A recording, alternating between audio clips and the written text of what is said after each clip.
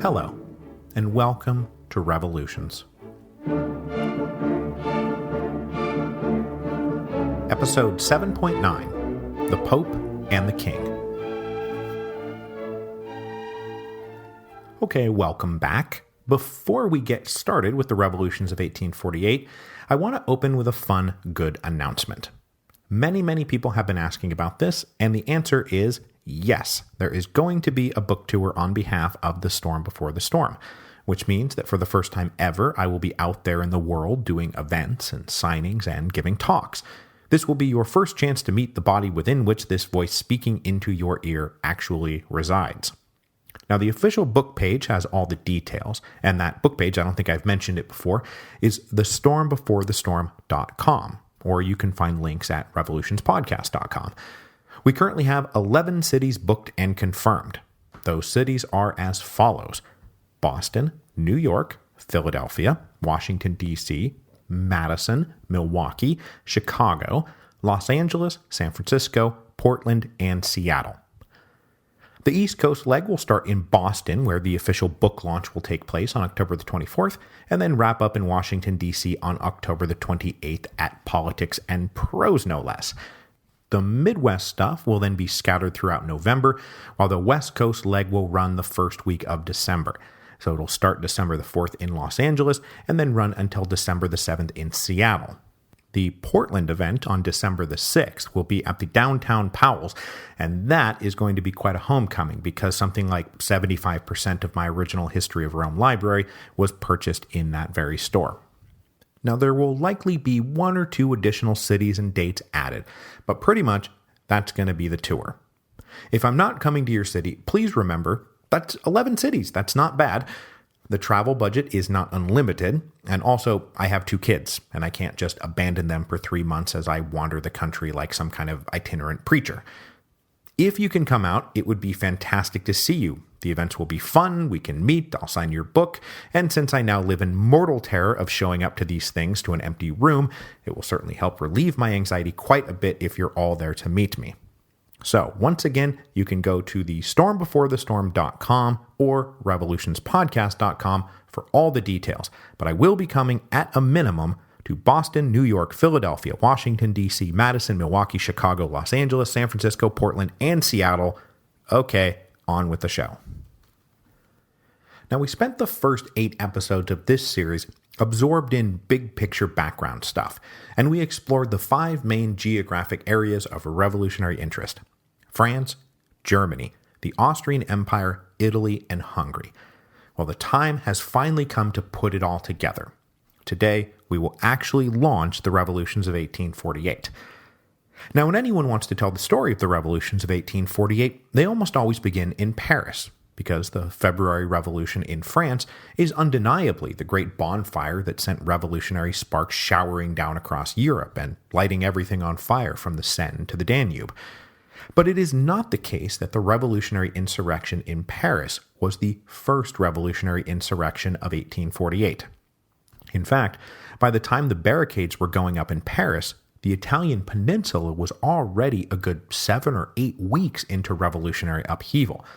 And so, by the irresistible force of chronological supremacy, it is in Italy, not France, that we will begin our story of the revolutions of 1848.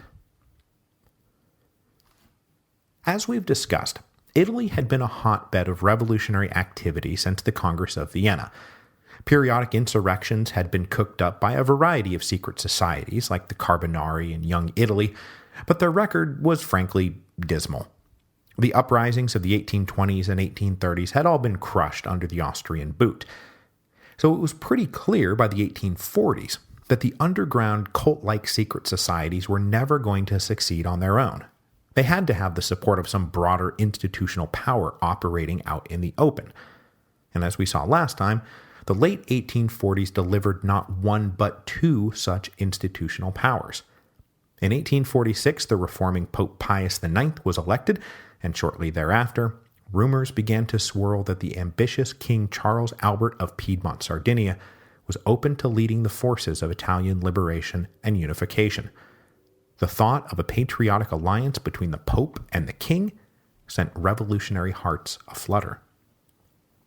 But the funny thing is that despite the revolutionary hopes now being laid at their feet, neither Pius IX nor Charles Albert were revolutionaries in any sense of the term. Despite a brief flirtation with liberalism in his early 20s, Charles Albert had spent most of the last 25 years as a zealous reactionary conservative. Giuseppe Mazzini, the Italian revolutionary par excellence, certainly hated Charles Albert's guts, and for good reason. During the 1830s, the king had arrested, exiled, tortured, and executed many of Mazzini's closest friends, and Mazzini would never be able to truly reconcile himself to the idea of Charles Albert leading the revolutions to come. Even those who were actively trying to make Charles Albert the leader of Risorgimento were not sure they could trust him. They all knew his record, and he still refused to commit to promulgating a constitution. But if Charles Albert had no interest in social or even political revolution, the word was going round that, like all patriotic Italians, he was sick of taking his orders from Vienna. And the possibility of the king making the army of Piedmont the center of an anti-Austrian war machine, well, that overcame many doubts about his ultimate political leanings. I think it's fair to say that no one really trusted Charles Albert, but most everyone had concluded that he was the living definition of indispensable.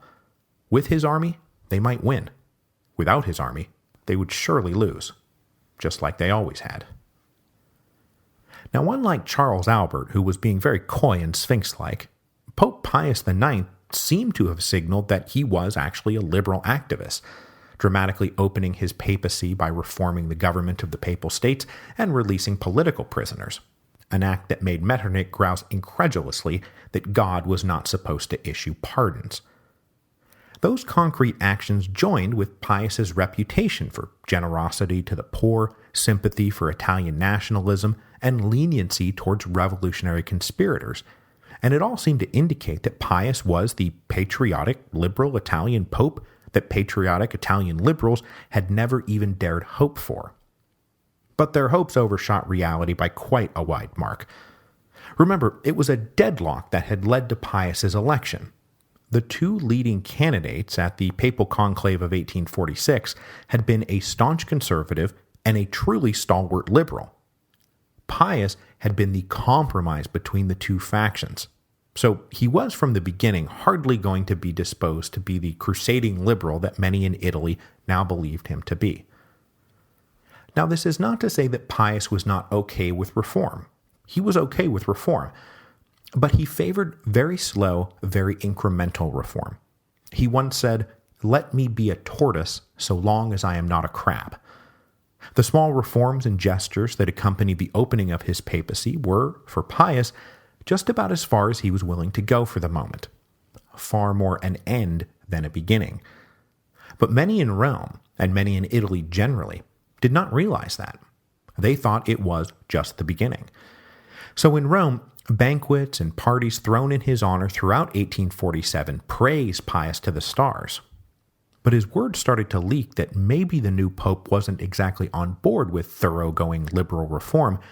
Their endless praise started to carry an implicit threat. Like, if you turn your back on us now, there's going to be trouble. So in the summer of 1847, the Roman middle and upper classes agitated hard for the creation of a civic guard, basically the Roman equivalent of the French National Guard. The petitioners said the civic guard would be a tool for maintaining domestic order. But it was hardly lost on anyone that such a force might be used to defend the city against, say, the Austrian army. Unwilling to risk a showdown, Pius bowed to the request, and in early July 1847, the civic guard in Rome was inaugurated. But it was already clear, at least in hindsight, that there was a disconnect between how far Pius wanted to go and how far the Italians now expected him to go. But though revolutionary hopes were now being foisted onto a very non-revolutionary king and a very non-revolutionary pope, both men shared one thing in common that made the hopes being foisted on them not mere flights of fancy. Both resented Austrian dominance of Italy. For Charles Albert, it was a matter of raw ambition. He had concluded that he could be more than merely the king of Piedmont Sardinia, that he could potentially be the king of Italy, and the Austrians stood in his way. Pius, meanwhile, was annoyed that the papacy, and thus the entire Catholic Church, had been made a mere dependent client of the Austrian Empire. His conservative predecessors may have been content with Rome being a mere protectorate of Austria, but Pius wanted more freedom, autonomy, and dignity for the Church. So just a few weeks after acquiescing to the creation of the Civic Guard, Pius gave a further signal that Rome might still yet lead the charge for liberation and unification. In late July 1847, a small uprising broke out in the city of Ferrara, a city inside the domains of the Papal States, just on the other side of the border from Austria's kingdom of Lombardy-Venetia. Unwilling to allow the unrest to spread, the commander of the imperial army in Lombardy ordered his troops across the border. They put down the insurrection and occupied the city. This violation of papal sovereignty angered Pope Pius, and he sent protests to Metternich, who was himself not thrilled at the intervention, as the commander in question had ordered the occupation of the city without even asking for permission. The occupation of Ferrara, which would last until the end of 1847, became a small infected wound that kept the Pope and the Austrians as antagonists, and gave Italian nationalists hope that the Pope's protest to Vienna would soon transform into more decisive calls to patriotic action.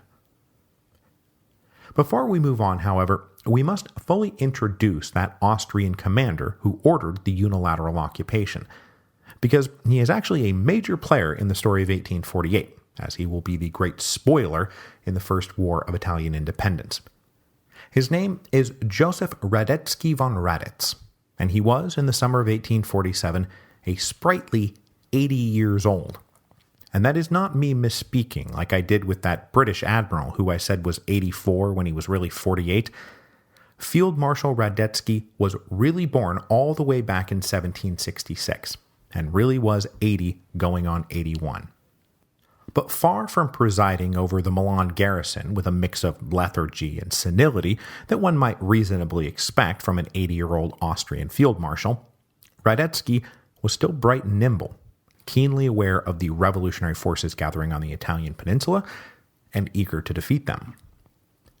Radetzky had been orphaned at an early age, and basically raised in an Austrian military academy. He moved from the academy to the army in 1785 at the age of 19, just in time for an entire generation's worth of war to break out between Austria and France. He fought his way through the French Revolutionary and Napoleonic Wars, always showing courage, zeal, and above all, that greatest of all gifts, competence. A general by the end of the wars, he was most useful as a chief of staff and master of logistics and planning, without ever losing his tactical or strategic edge. After the peace, he remained in the army. It was, after all, the only life he knew. But by the late 1820s, he fell from grace thanks to some scandalous debts incurred by his wife. By the early 1830s, he was in his mid-60s and laboring at a minor provincial post with his wages basically being garnished into oblivion. But when trouble kept flaring up in Italy, the aging Emperor Francis tapped Radetzky to take over the military command in Lombardy, Venetia. Radetzky tried to beg off, saying that he was too old and too in debt, but the emperor told him, "You take care of your years, and I will take care of your debts." And that was that. Now a full field marshal, Radetzky apprehended quickly that the Austrian finances were in terrible shape, and he would never have the number of men nor the amount of equipment he wanted. So he concentrated his energy on training the men he did have relentlessly, so that whatever they lacked in numbers, they made up in discipline and dependability. He was also fanatical about the cleaning and maintenance of guns, equipment, and other essential material. With no promise that anything they had would ever be replaced, what they did have could not be allowed to fall into disrepair. Radetzky's other great asset was a genuine regard for the lower ranks, and also poor civilian peasants. He was himself an orphan who had risen from the bottom, and nothing made him blow his top faster or harder than essential provisions arriving late or his men not being paid on time. This, as you can imagine, earned him some serious loyalty up and down the ranks. He also brooked no abuse of the local peasantry, and he did not allow his men to steal from those who had nothing. So Radetzky's name was well known and well liked among the lower class Italians. But this was for sure not just benevolence, though. Aware that the Italian middle and upper classes were catching revolutionary fever, Radetzky wanted to make sure the Austrian army's interactions with the lower classes left those lower classes with no cause to join the fight. After more than 10 years on the job, Radetzky sensed in the late 1840s that something was once again amiss.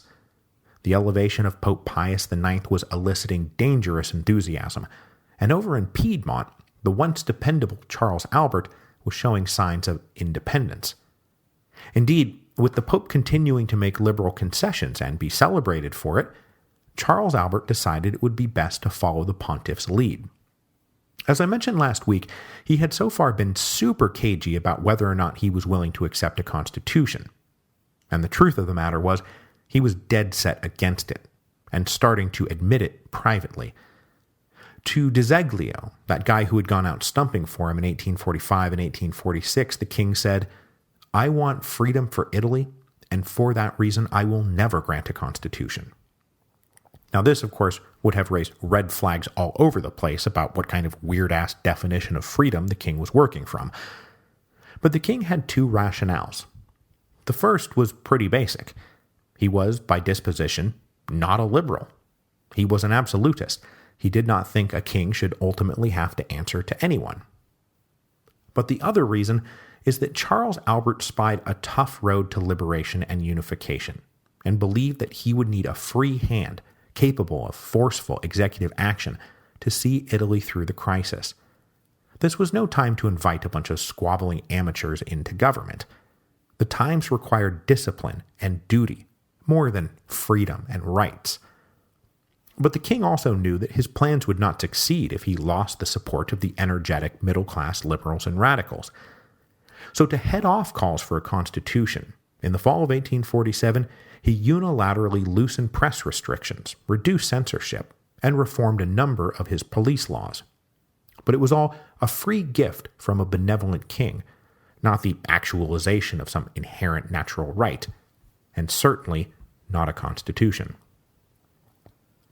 So in the kingdom of Piedmont, one man in particular used the loosened press laws of Charles Albert to found a newspaper in that same fall of 1847 that would serve to advocate all manner of social and economic reform, but not shy away from explicit political commentary in an attempt to push the king to adopt a constitution. This paper was founded and edited by Camillo Benso, the Count of Cavour, who wanted a thoroughgoing reform of the kingdom so that it could serve as the righteous vehicle for the liberation and unification and transformation of the Italian peninsula. Cavour had been born in Turin in 1810, at the height of the Napoleonic era, and he was born into one of those families that was doing quite well under French rule.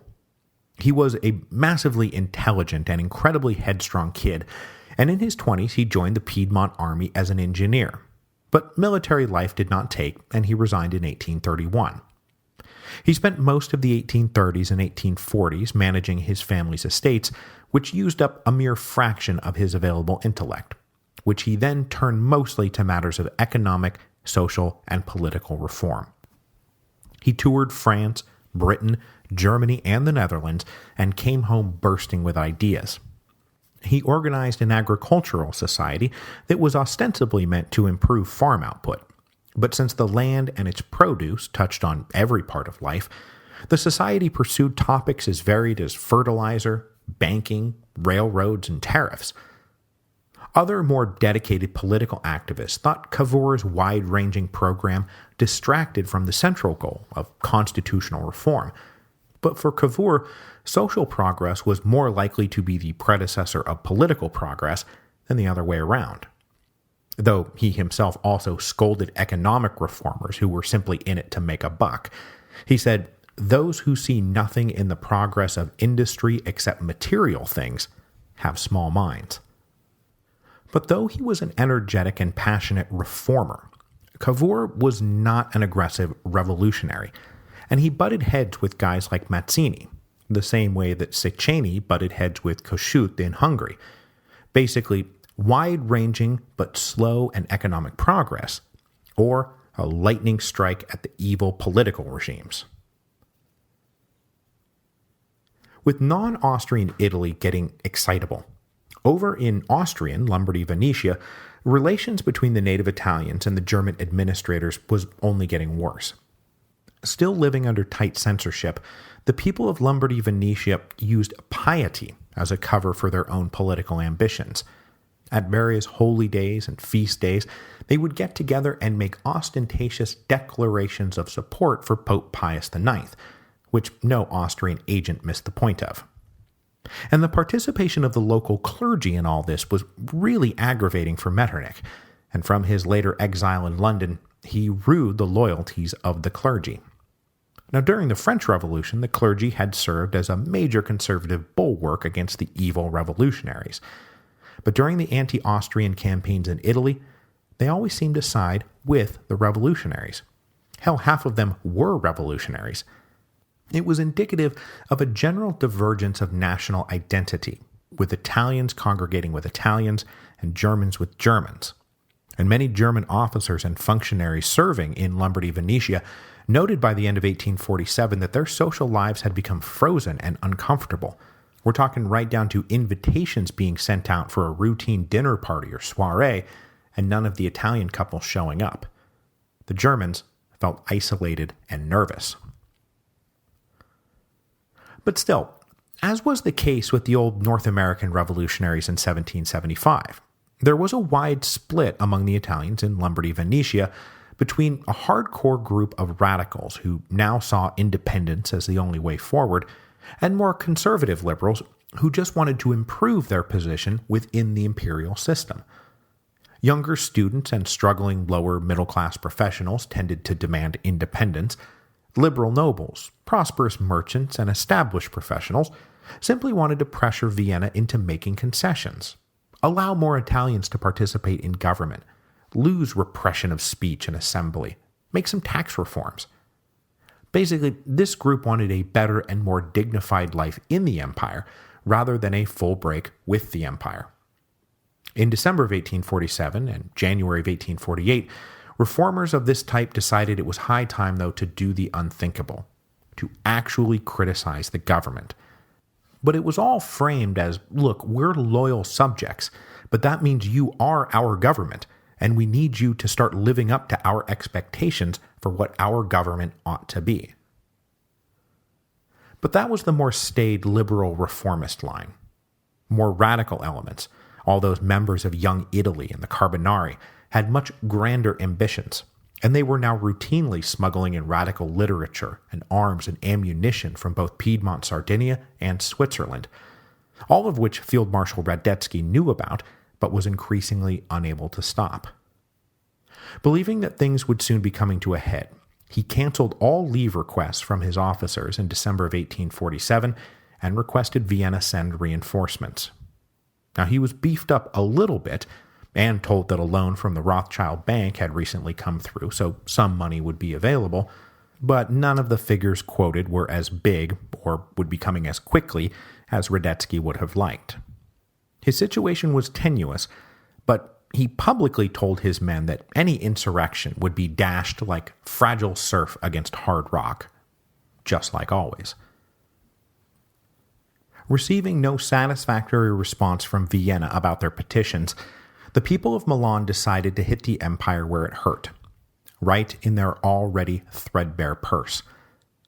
Despite making up 1/6 of the empire's population, the Italian subjects contributed fully 1/3 of the emperor's revenue.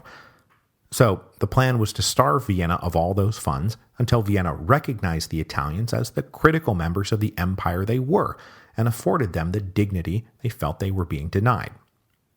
Explicitly using the Boston Tea Party as their model, the word went round that they were going to dry up Vienna's two most lucrative revenue streams, the tax on tobacco and the national lottery. So as they approached New Year's 1848, the people of Milan made one of the great all-time Inner Circle members of the New Year's Resolution Hall of Fame, they were all going to quit smoking. On January the 1st, 1848, Milan woke up ready to give up their vices. No more smoking, no more playing the lottery. Deprived of critical tax revenue, Vienna would have to make concessions. But Field Marshal Radetzky did not plan to let it get that far.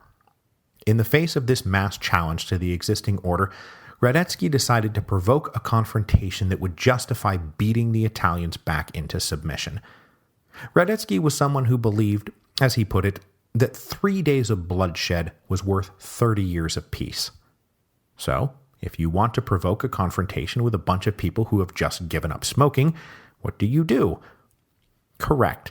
You issue every soldier under your command 6 extra cigars, and then send them out into Milan to puff away as openly and obnoxiously as possible. Do it right in front of the people trying to quit. Blow it in their faces.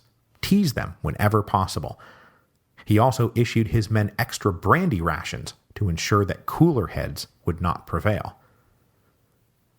It did not take long for cooler heads not to prevail. On January the 3rd, a fed-up Italian knocked a cigar out of the mouth of one of these provocative Austrian smokers. In response, the Austrian and his comrades beat up the Italian and some of his friends.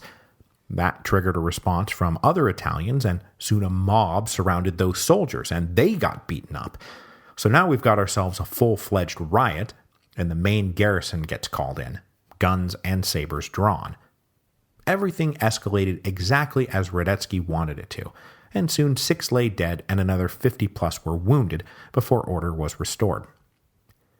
Now Radetzky was satisfied with the bloody nose he had just given Milan in what is alternatively called the smoking riots or the tobacco riots. Hopefully, they had been reminded that the inevitable end to any cycle of escalation was the invincible might of the Austrian army. So I hope you've all learned your lesson.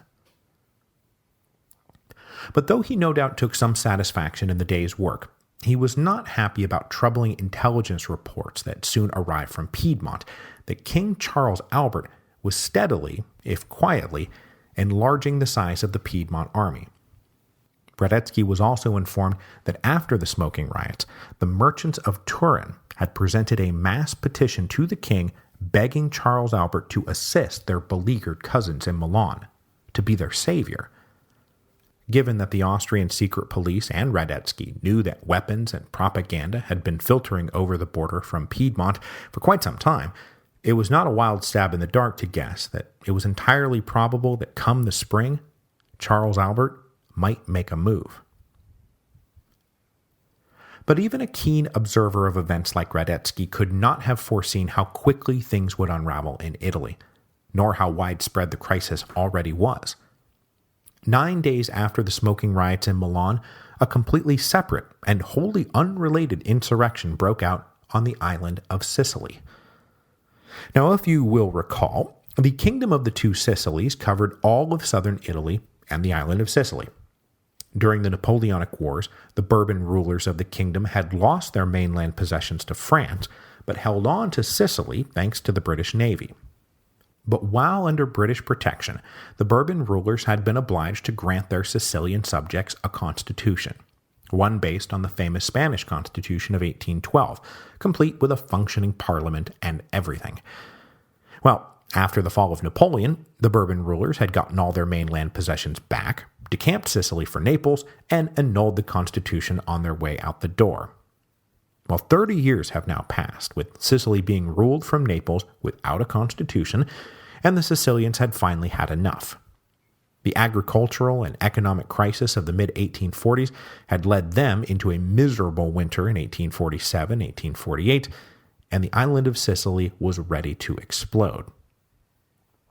So to celebrate the birthday of their king, King Ferdinand II, for those of you keeping score at home, the inhabitants of Palermo planned a great big surprise.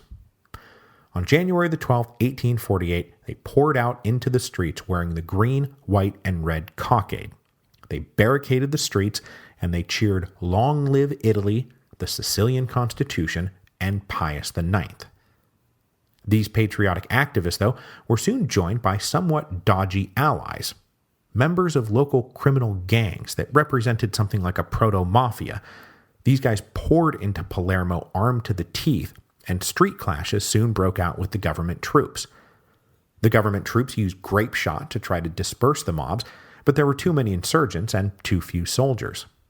The soldiers were forced to retreat, the police headquarters was sacked, and all records inside burned.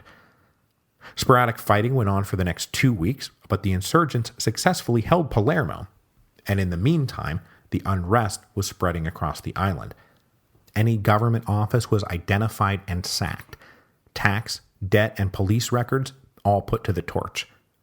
In Palermo, a provincial government was established, and this provincial government declared that the 1812 Constitution was reenacted, though, for the moment, the throne of their constitutional monarchy was vacant, as they had yet to decide whether King Ferdinand would continue to be their king.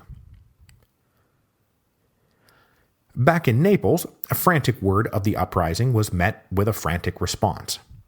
To quell the insurrection, the king dispatched an expedition of 5,000 men to Sicily, which had 2 results, both of them bad for the king. First, the expedition wasn't nearly big enough when literally the entire island is now up in arms, so it was repulsed quite easily.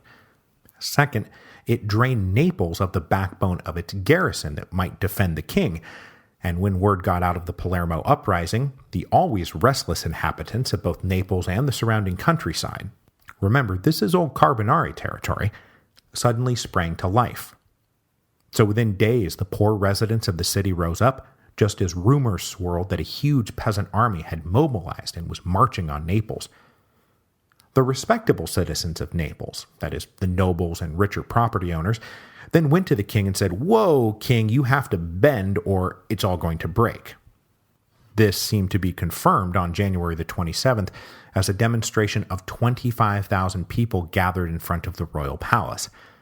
The king sent his cavalry to disperse this crowd, but instead the crowd convinced the cavalrymen to dismount and join them. The commander himself offered to personally carry their petition to the king. With all of his people now seemingly up in arms, on January the 29th, King Ferdinand II of the 2 Sicilies announced that he would bow to his people's wishes and promulgate a constitution, even sketching out details. But it looked a lot like he was cribbing not from the Spanish Constitution of 1812, but the French Charter of Government of 1814. There was rejoicing in Naples, but when the Sicilians found out about it, they said, "No, sir, that is not good enough." And with the government unable to take the island by force, and with the Sicilians unwilling to surrender, the island was now a completely self-governing entity. The sudden and shocking news of first the insurrection in Palermo, then the independence of Sicily, and then the king of the 2 Sicilies agreeing to grant his subjects a constitution sent shockwaves across Italy. Now that the first domino had fallen, the rest of Italy wanted to know, when are we going to get our constitution?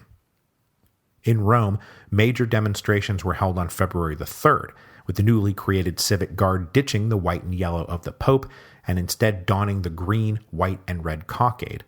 They rallied under the banner of liberty and a constitution. This was all way too much for Pope Pius IX.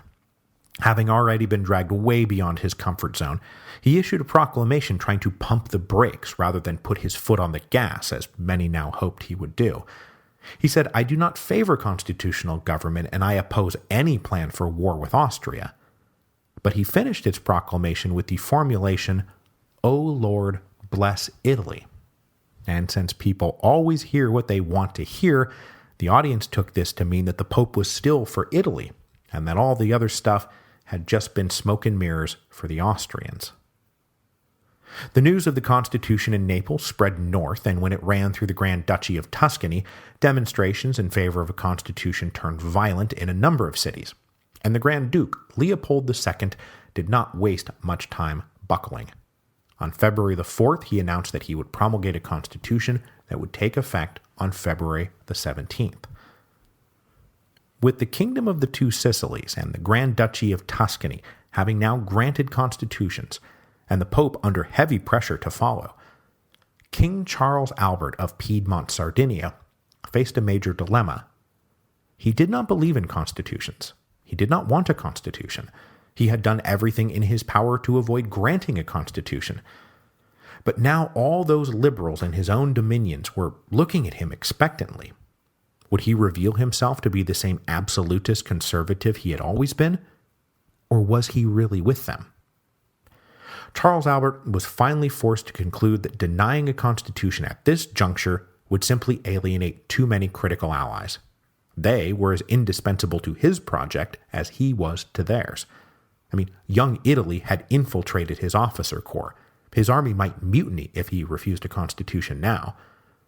And I'm putting words in his mouth here, but he was pretty clearly also following Talleyrand's old maxim that when something is inevitable, it is best to embrace it early when you can still be applauded for moving than waiting until you are scorned for being dragged against your will.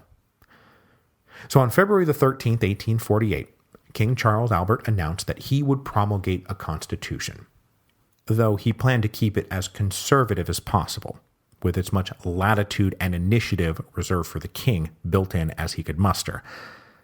When the announcement landed, Turin burst into celebration, though the king had cleverly also included a mandated reduction in the price of salt to curry favor with the lower classes, who might not care about such constitutional matters. Over in Milan, Field Marshal Radetzky learned of all of this with a sense of grim resolve. The wave of constitutions did not bode well for Austria's position on the peninsula. When word of Piedmont's constitution landed in Milan, the city burst into celebration, and Radetzky had every reason to suspect that come the spring, war would be at hand. And Radetzky was not wrong. War would be coming in the spring. But what he did not know, what no one could have known, was that all of this was merely a prologue to an almost incomprehensibly large revolutionary wave that was about to sweep Europe. Because just a few weeks after the dominoes of Italian constitutions started to fall, word came over from France that Paris had exploded, that the July monarchy had fallen, that King Louis-Philippe had abdicated the throne and was on his way to exile in England. And so next week, we will leave our friends in Italy where they are and move up to France for the French Revolution of 1848.